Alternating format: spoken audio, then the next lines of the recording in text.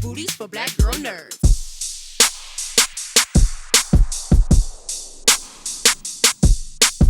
Thanks so much for taking the time to speak with me. I really appreciate it. Hey, Hi. Jamie. Hi. Simone, I'm going to start with you. For many of us millennials who grew up on Don't Tell Mom the Babysitter's Dead, it's a cult classic in our household. Yeah.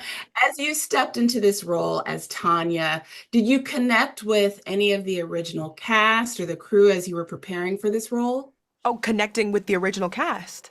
Yeah. What do you mean, like through the movie or through like them actually? Yeah, through them actually. Did you speak to any of the cast Yes. members? Oh my gosh, the original Kenny was on set and he was just so hilarious and fun and he's just this bright, bubbly presence and he was so invested in all of us in such a genuine way He and was. He was that's very what spirited. Yes, Yeah. we even like threw some lines back and forth together, so he's just the coolest and I'm so grateful he was there. Oh, that's awesome. That's really cool to hear. Mhm. Nicole, for you, Rose can come across as a bit naive sometimes, but I believe that she's a lot more self-aware than what she lets on. Would you say that that's a fair assessment of her character? Absolutely. And you have to remember that we're always looking at Rose through Tanya's eyes. And which means that we're always watching the way in which she talks, in which she moves through life, through a teenager's perspective. And I have two teenagers, and they think that adults are nuts. I think that it can come across that she's naive or that she's just trying to keep things very surface and, up here. But she's actually juggling a lot of things. Her business is in limbo. She's trying to figure out what her love life is. But she's trying to move through it, and she is attempting to move forward and not let anything slow her down. And I really admire her commitment to not let anything slow her down. Yeah, absolutely. It's amazing seeing you throughout the years that you say you have two teenagers. That's unbelievable. Thank you. Simone, back to you. I noticed in this version that Tanya gives her siblings a bit more autonomy over managing the household than what we saw in the first version Mhm. with Sue Ellen and her siblings. Why do you suppose that is? She just has a lot going on. Like she has a new boyfriend that she really likes. She has a whole new job, she's hearing words she's never heard before. And also just being a teenager is enough without all of those things. So I think one in the journey of trusting her family a lot more that we get to follow, which I think is really beautiful. We also just get to see her be like, you handle it. I have to live my life. Absolutely, absolutely. Nicole, back to you. One thing that I've always wondered about Rose is how a woman that is so successful in managing her professional life can't really manage her personal life, which really happens all the time in Yeah, real I was life gonna say it feels like situations. a pretty common story to me. Yeah. A very common story. But why do you think that is?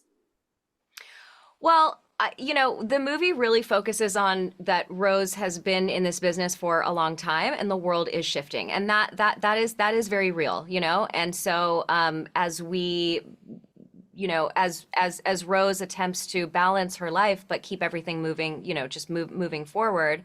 Um, I think it's very easy for her to be with somebody like Gus. He's in her office. It like works for her.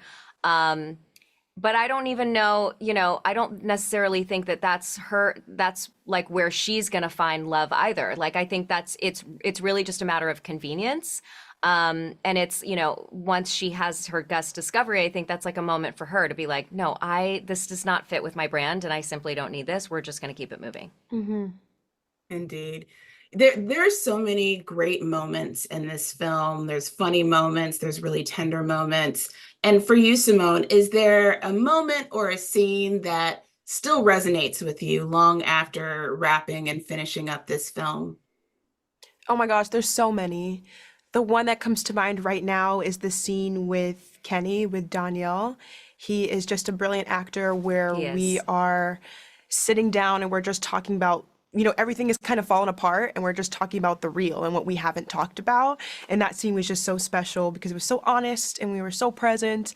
And I think it's just a beautiful point in the movie where we get to be so close to these characters. So that one stays with me forever. And just to be at the original house, like on the stairs with that, it was like kind of surreal. So it was really cool. Oh, that's so cool that you guys got to be in the original house.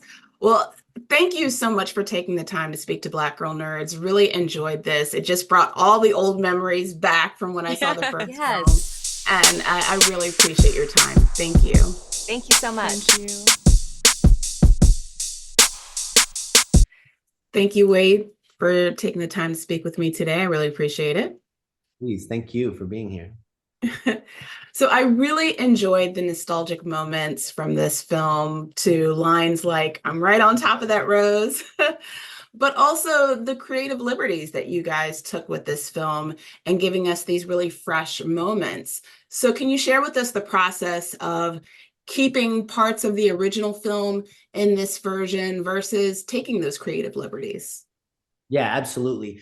Well, Chuck Hayward wrote the script, and I think he made the incredible choice to obviously keep all of those cornerstone moments, those tentpole moments, and in having those, it allowed me and us to really kind of do our own thing and soar, right? So it's like, if you give the people what they want from the original and not feel like, oh, we're going to completely make it our own and do our own thing. We were very much in conversation with the original, and we were indebted to the original, and so we wanted to make sure that we honored it very much so.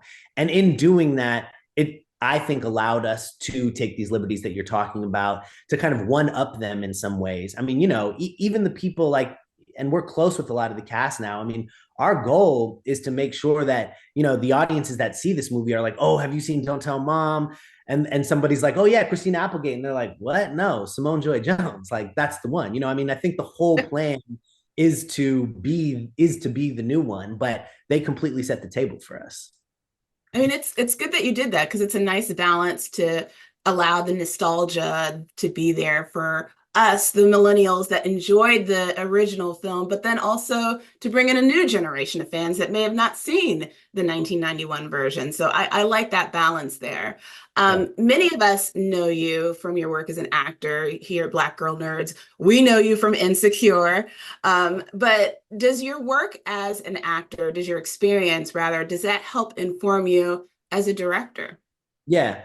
I think as artists, all of the experiences that we have inform us, right? All the different tools that we have inform what we do, right? In anything, and how we are as a person, but in also how we move in different roles. And so specifically as an actor, obviously my ability to talk with actors is like, we're as peers, right? So it's like, I understand, what this moment is like. I understand how it feels. I understand how I would like to receive this note and this thing. So that makes that shorthand really easy. But it's also, my experience as a dancer, my experience as a musician, all these different facets. And I do a lot of things because I'm just quite frenetic, I guess. And I guess the appetite is large to try a lot of things for some reason.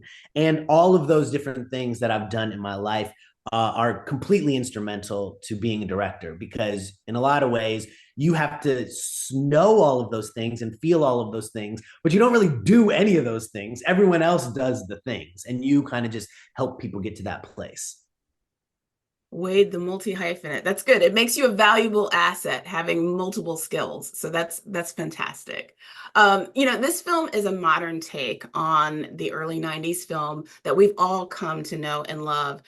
Critics will say, why do we need a reboot? Why do we need a remake? What is your message to those folks?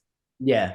Well, my message is that this movie always made more sense Black, truthfully, because it's like, this movie has always been, the original is like kids being adults before their time, right? And we know that that's ubiquitous with Black kids.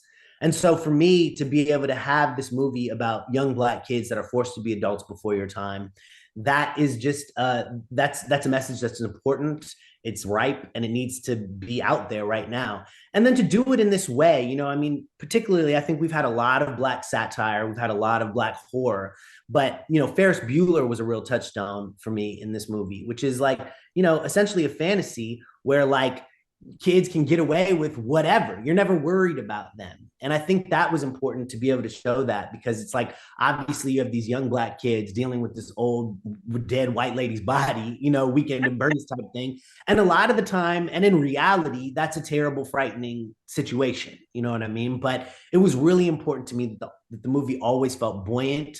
It always felt joyful, and we never worried about these kids. And we don't get that. And I guess my kind of stance on that is, why not? Why can't we have that? Yeah, I agree completely. I mean, I relate to this film in so many ways. And I love that you said that, it needed to be Black, because many of us grew up and dealt with that, growing up. Like for me, for example, I grew up in a single parent household. I went through a whole run of babysitters growing up. And I know what it's like to have to take care of yourself and go through what these kids went through in this film. So thank you for showing that lens through the Black experience. Thank you for this film. And thank you for taking the time to speak to Black Girl Nerds. I really appreciate the conversation. Jamie, thank you so very much for watching and talking with me. Absolutely. Take care. All right, have a great day. You too.